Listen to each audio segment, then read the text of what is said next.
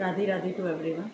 और कल मैंने यूट्यूब पे एक वीडियो देखा जिसमें एक लड़की वृंदावन के अपने एक्सपीरियंस बता रही थी। और वो बता रही थी कि जब से वो ठाकुर जी की सेवा में लग गए, उनका पूरा परिवार, पूरा घर का माहौल कृष्णमय हो गया। तो कितने सारे बदलाव उनके जीवन में आए हैं और जो उनका जीवन के प्रति सोचने का नज़रिया था तो किस तरीके से पूरी तरह बदल चुका है। तो मुझे भी याद आया कि हम लॉन्ग का ही महीना था जब हम पहली बार वृंदावन गए थे। और 2007 में हम सबसे पहली बार वृंदावन गए थे। और वृंदावन जाने के इरादे से नहीं गए थे, ठाकुर जी की कृपा ही हुई थी कि हम गए तो आगरा थे और किसी रिलेटिव के यहाँ। और वहाँ से उन्होंने ही हमें सजेस्ट करा कि लॉन्ग का महीना चल रहा है और आप जो है यहाँ से मथुरा और वृंदावन होकर आओ। तो हम मथुरा गए। मथुरा में हमने जन्मभूमि के दर्शन करे। उसके बाद फिर हम वृंदावन गए। वृंदावन जाके मैंने पहली बार इस्कॉन टेम्पल देखा था। और पहली बार ही हम सिर्फ 2 ही मंदिर में गए थे, इस्कॉन टेम्पल में गए थे और उसके बाद सबसे पहले इस्कॉन टेम्पल में गए। और जैसे ही मैंने इस्कॉन टेम्पल की विग्रहों को देखा तो मुझे लगा कि मैंने जीवन में पहली बार ही शायद कुछ अच्छा देखा है। उससे पहले ना कोई भक्ति भाव था, ना प्रेम था। बस पूजा ऐसे लगता था जैसे कि एक परंपरा का एक पार्ट है कि सुबह को उठ के थोड़ा बहुत धूप बत्ती या दिया करना ज़रूरी होता होगा शायद, तो इसीलिए मजबूरीवश करना पड़ता था। इवनिंग में हम कभी संध्या नहीं करते थे और बस सिर्फ सुबह में एक वो ज़बरदस्ती वाली बात होती थी तो कि हाँ भाई सब करते हैं तो करना है। एक पार्ट ऑफ ट्रेडिशन, कुछ भी बाय हार्ट नहीं था, कुछ भी आत्मिक रूप पे नहीं था कि हाँ भाई अंदर से ही मन हो रहा है कि हमें पूजा करनी है, हमें भगवान का भोग करना है, हमें आरती करनी, कुछ मन नहीं होता था। उसके बाद फिर वहाँ पे दर्शन हुए और दर्शन होने के बाद फिर बांके बिहारी टेम्पल हम लोग गए। तब भी उतनी कोई अकल नहीं थी कि हाँ ये क्या, इसमें कुछ विशेष है। बस एक बार दर्शन करे, वहाँ से आ गए। फिर जो भैया हमें लेके गए थे उन्होंने हमें बताया कि गोवर्धन जी परिक्रमा करनी चाहिए, इसका बहुत अधिक पुण्य मिलता है पुरुषोत्तम मास में गोवर्धन जी की परिक्रमा करने से। तो वो हमें गोवर्धन जी ले गए और हमने गोवर्धन जी की परिक्रमा करी और पूरी रात हम चक्कर लगाते रहे। तो उस समय तो चक्कर ही लगाना था, परिक्रमा जैसा कोई भाव, कोई भजन, कोई किसी भी प्रकार का मतलब अंदर से कोई भाव या कोई मंत्र मुंह से नहीं निकला था। बस ये लोग किसी चीज़ के चारों तरफ चक्कर काट रहे हैं। लेकिन कहते हैं कि जब सबसे पहली बार आप वृंदावन जाते हो तो ऐसा कथावाचक अपनी कथाओं में बताते हैं कि जब आप सबसे पहली बार वृंदावन जाते हैं तो ठाकुर जी आपका स्वागत वहाँ खुद करते हैं। और ऐसा भगवान ने भागवत में कहा है कि मैं वृंदावन में मैं हमेशा रहूँगा, मतलब मैं वृंदावन छोड़कर कभी नहीं जाऊँगा, तो वृंदावन में मैं हमेशा रहूँगा। और भागवत के रूप में, श्रीमद् भागवत के रूप में भगवान वास करते हैं, वृंदावन में रहते हैं। और जब वहाँ जाते हैं तो वहाँ की ऊर्जा आप जानते हैं कि बिल्कुल अलग होती है। घर घर आपको हरिनाम संकीर्तन होता हुआ मिल जाएगा, राधे राधे की ध्वनि आपको हर तरफ सुनाई देगी। तो हम लोग जो है सुबह का समय था, जैसे मैंने अभी बताया कि ठाकुर जी स्वागत करते हैं आपका। तो ये बिल्कुल जो भी मैं आपको बता रही हूँ बिल्कुल बहुत सच्ची बातें हैं, सब कुछ ऐसा हुआ। और सुबह का समय था, लगभग जिसे हम डॉन कहते हैं, मतलब सवेरा प्रभात होने वाला था। और थोड़ा थोड़ा लालिमा आसमान में छाने लगी थी हल्की हल्की। और उस समय उतनी लाइटों की व्यवस्था नहीं होती थी उस समय। अब तो फिर भी कुछ लाइट्स लग गई हैं रास्ते में, यात्रा में। उस समय अगर अंधेरा है तो लोग अंधेरे में ही चलते रहते थे, अंदाज से लाइट आ रही है तो ठीक है। वैसे सोलर लाइट्स या कुछ उस तरीके की व्यवस्था नहीं होती थी तो उतना कुछ दिखाई नहीं दे रहा था। बहुत हल्का हल्का सा दिन निकला था, बहुत हल्का हल्का सा। और हमारे पास से एक हरियाणवी ड्रेस पहने हुए, प्रॉपर हरियाणवी ड्रेस और हरियाणवी मेकअप, हरियाणवी ज्वेलरी पहने हुए एक लड़की हमारे पास से गुजरी। और रसिया को नार बना दिए, रसिया को आपने एक भजन सुना होगा। तो उसमें कृष्ण जी जब लड़की बनते हैं तो एक कृष्ण जी पता चलता है कि कृष्ण राधा बने।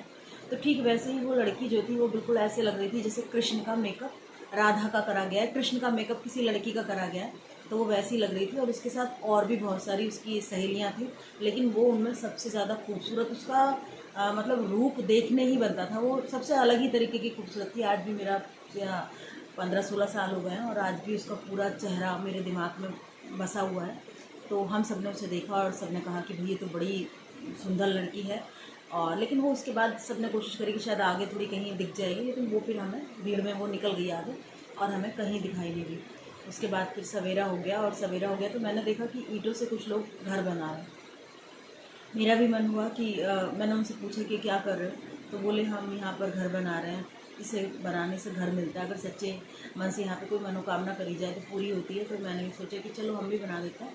और क्योंकि आज तक तो कभी ऐसा जैकपॉट निकला नहीं था, कभी ऐसा हुआ ही नहीं था कि हाँ भगवान से कुछ मांगा तो उन्होंने दे दिया, या फिर कभी ऐसा भाग्य में कभी ऐसा कोई साथ दिया था, ऐसा कुछ कभी हुआ नहीं था। जो भी कुछ कर रहे थे हमें लगता था हम मेहनत कर रहे हैं, हमें मेहनत से मिल रहा है। तो हमने वहाँ ईंट से घर बना दिया और बस हम अपने घर आ गए। वो बात मई या जून की थी और तभी से हमारे घर लेने की, मकान लेने की प्रक्रिया शुरू हो गई। और जहाँ पर मैं आज बैठी हुई हूँ, तो हम सितंबर में इस घर में आ गए, मतलब उसी 2007 में। और सितंबर में हम इस घर में आ गए थे जिसमें मैं बैठी हुई हूँ। और फिर उसके बाद हम दोबारा गए। थोड़ा सा मन में मतलब वही मानवीय दिमाग लालच आया कि अब हम जाएंगे तो अब हम एक और घर बनाएंगे, इस बार डबल स्टोरी बना के आएंगे। लेकिन डबल स्टोरी बनाया तो उसके बाद फिर हमें डबल स्टोरी नहीं मिला। ठाकुर जी आपको वो देते हैं जिसकी आपको आवश्यकता होती है, ठीक है। मांगने से कुछ नहीं मिलता। बिहारी जी से मांगना है तो सिर्फ उनकी कृपा मांगनी चाहिए, उसके अलावा कुछ भी नहीं मांगना चाहिए। तो बस मेरे साथ तो यही सब। और उसके बाद फिर हम विंटर्स में फिर परिक्रमा लगाने के लिए गए। और उस बार क्या हुआ कि बहुत जाड़े थे और मेरे हाथ पैर ठंड की वजह से थोड़े सूजे हुए थे। 1 जनवरी की बात थी, तो मैंने सॉक्स पहन के परिक्रमा करना शुरू कर दिया। अब बीच रास्ते में मैं 1 किलोमीटर भी नहीं चल पाई थी कि बीच रास्ते में मुझे एक उपले का टुकड़ा किसी ने रख दिया था बीच में, और उस पर मेरा पूरा पैर पड़ गया। और पूरा वो अंगारा था, पूरा जैसे हम लोग नवरात्रों में एक उपला को तैयार करते हैं हवन करने के लिए, वैसा ही। तो मेरा पूरा पैर उसके ऊपर पड़ गया, मुझे बिल्कुल पता नहीं चला था, दिखा नहीं था वो। और मेरा पूरा पैर जल गया। मुझे लगा कि परिक्रमा तो बहुत दूर की बात है, घर भी कैसे जाऊंगी, क्योंकि जरा सा घर में भी अगर हल्का सा कुकर से या कैसे हाथ जल जाते तो बहुत दिक्कत हो जाती है। लेकिन फिर वहाँ मिट्टी खूब ज़्यादा थी, तो मैंने उस मिट्टी में अपने पैर को थोड़ा थोड़ा रखा, तो मेरा मोजा अपने आप से पैर से छूट के निकल गया। और फिर उसके बाद मेरे बाकी सब लोग कहने लगे कि आप क्या क्या करोगे, अब तो आप चल नहीं पाओगे रिक्शा। मैंने कहा नहीं, चलो मैं देखती हूँ। और मैं एक पैर को खिसकाते हुए दूसरे पैर की सहायता से आगे बढ़ने लगी।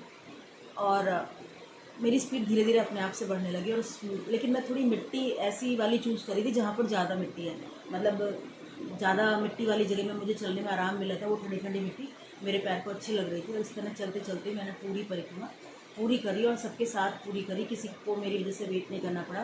धीरे धीरे चलते चलते मेरी स्पीड बढ़ गई और मैं पूरी परिक्रमा कर पाई।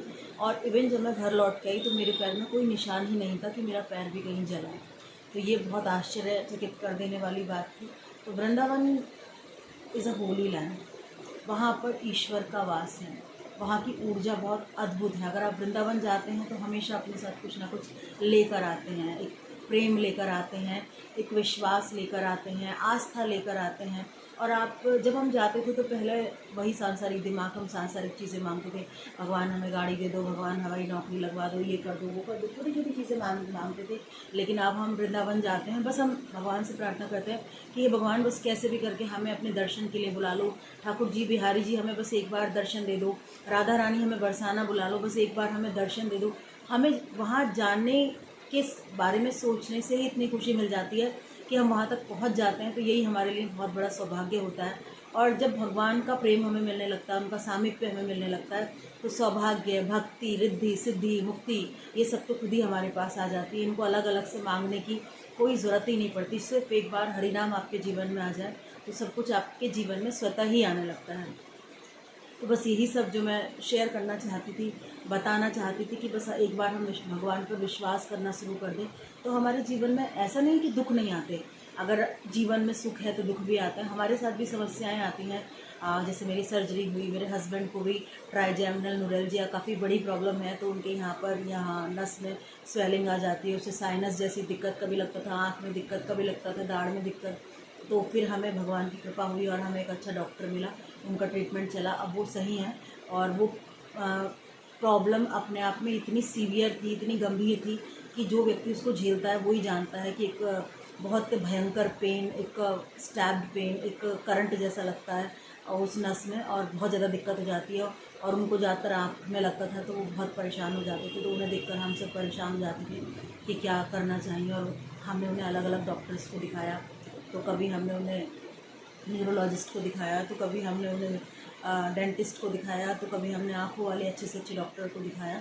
और बाद में फिर धीरे धीरे भगवान पर लेकिन विश्वास नहीं किया और अब वो बिल्कुल ठीक हैं। और यही सब, बस जब भगवान की कृपा आने लगती है तो सब कुछ अपने आप से ठीक होने लगता है। दुख सुख तो जीवन का पार्ट है, वो तो आते हैं, लेकिन उनको सहन करने की शक्ति, भगवान के ऊपर विश्वास, और हमें कर्म करना ही होगा।